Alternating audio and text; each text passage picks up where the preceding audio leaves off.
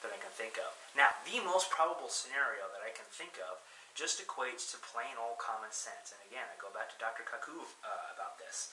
And that is that we just aren't that interesting. Dr. Kaku is very fond of using the analogy of an anthill next to a superhighway. Most of the people driving by on the superhighway aren't going to pay the anthill any mind. And even if you do, probably going to take out a magnifying glass and make yourself some ant flambe. Get the little sunlight going and fry them. Who never did that as a kid? But anyway, that's pretty much equivalent of Earth and our society versus the technology of a society that is 2-3 levels beyond us, thousands, maybe even millions of years more evolved than we are. It's possible that as we started walking erect, other alien species were already flying to their own satellites. Basically, their first man landed on the moon about the same time Australopithecus afarensis was walking around.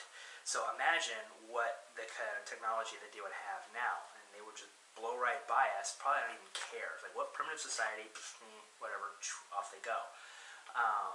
Now, I agree with that, except for one tiny little point. And that there are people who study anthills. They're very few and far between, but eventually on the superhighway, someone will see the anthill, they'll get out of their car, and instead of frying the ants with a magnifying glass, they'll actually look at them. They'll see the bodies, they'll see what how their legs are, their antennae. They'll notice things like, the ants always follow the same path. The returning ants actually go down the same path, and the leaving ants are following. They always go to the same point, they gather up food, and there are individual ants who go out running around, and eventually they come back to the colony, and all of a sudden a new track forms. They'll want to know, just out of sheer curiosity, why are they doing this? What is the thought process going through their minds that makes them do all of these things? And they're going to want to know, and they're going to stop, and they're going to study it. And that, I think, is the only reason why aliens would ever visit Earth in the first place. Just out of sheer curiosity. But quite frankly, we just are not that interesting. To give you a good idea of it, let me paint you a picture.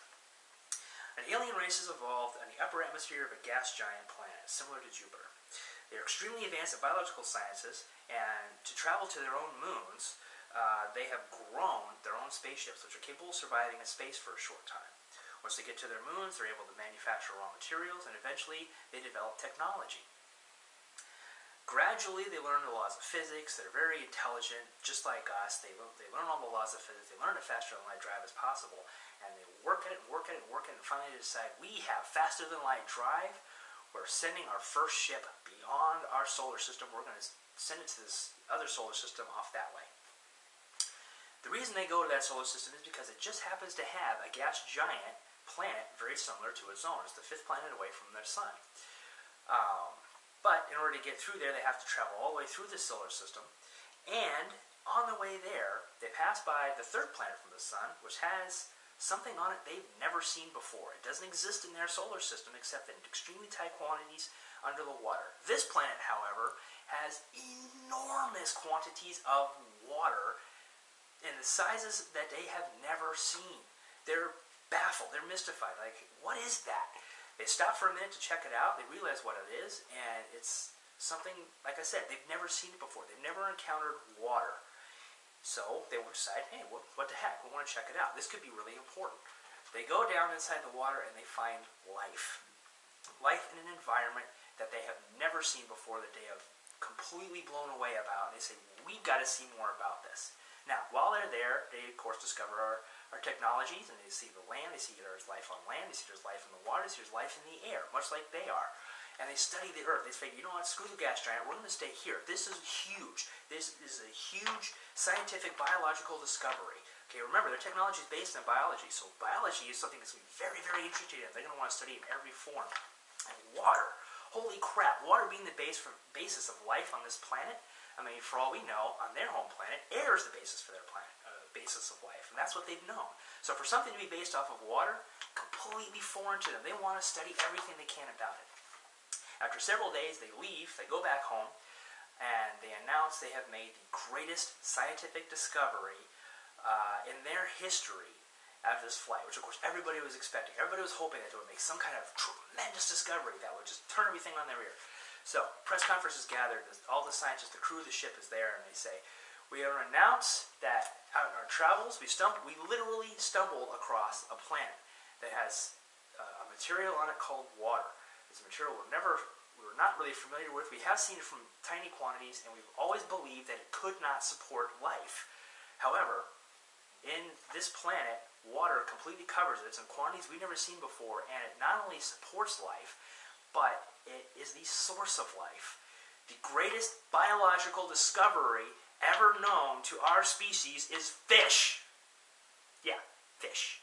Okay? Think about it. I mean, these species has never seen water, and to them it can't support life. So what do they care about the animals that are walking around on the land, breathing air, just like they do?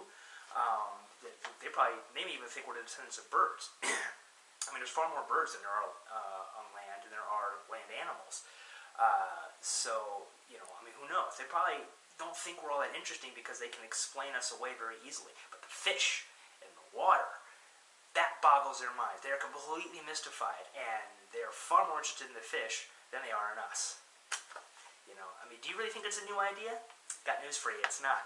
My favorite science fiction epic, Star Trek 4, The Voyage Home.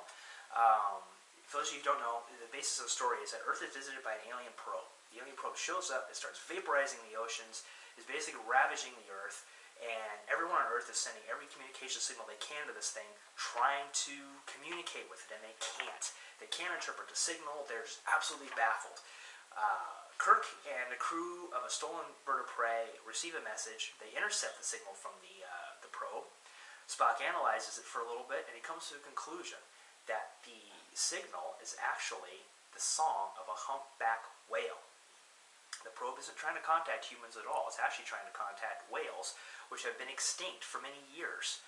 And they surmise that this probe was sent from an alien civilization wanting to know why they lost contact with the humpback whales. And as they're discussing this conclusion, Spock says, my favorite quote of any science fiction epic: only human arrogance would assume the message must be meant for man.